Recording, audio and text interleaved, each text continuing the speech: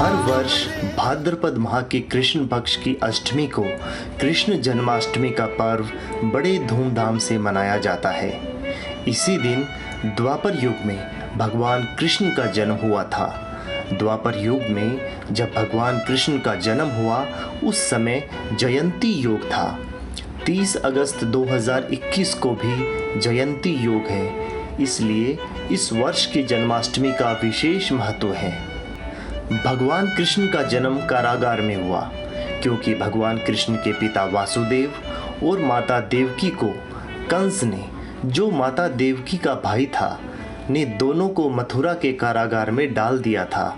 वजह यह थी कि जब कंस अपनी बहन देवकी को उसके ससुराल पहुंचाने जा रहे थे तब एक आकाशवाणी हुई जिसमें कहा गया कि देवकी के 8वें पुत्र के हाथों अत्याचारी कंस का वध होगा। इसी भविष्यवाणी को सुनकर कंस ने अपनी बहन देवकी और उनके पति वासुदेव को कारावास में डाल दिया। पर ईश्वर के कथन को कौन टाल सकता है। द्वापर युग में जब भगवान कृष्ण का जन्म होने वाला था तो कुदरत भी कंस के खिलाफ थी। आधी रात को कारावास के सभी प्रहरी गहरी नींद में सो गए।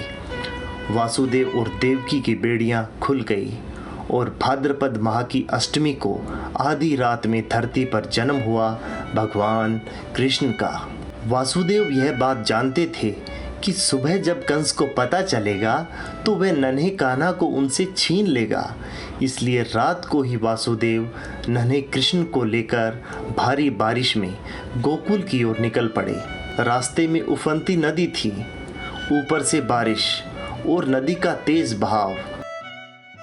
वासुदेव नन्हे कान्हा को सिर पर टोकरी में रखकर चले जा रहे थे।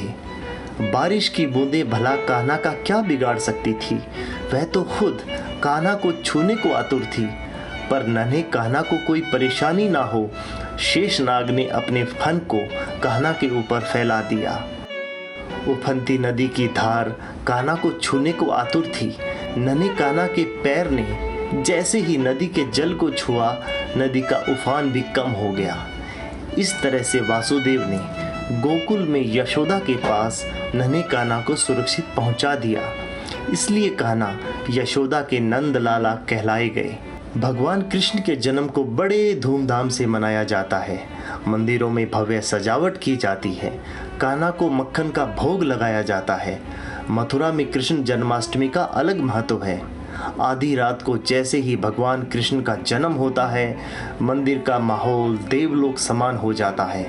भक्तगण झूमने लगते हैं। मंदिर के कपाट भक्तों के लिए खोल दिए जाते हैं। भक्त अपने नन्हे कान्हा के दर्शन करके अपने आप को धन्य मानते हैं। भक्तगण इस दिन उपवास रखते हैं। आधी रात को कृष्ण के जन्म के बाद प्रसाद ग्रहण करके भोजन ग्रहण किया जाता है। आप सभी को कृष्ण जन्माष्टमी की हार्दिक शुभकामनाएं।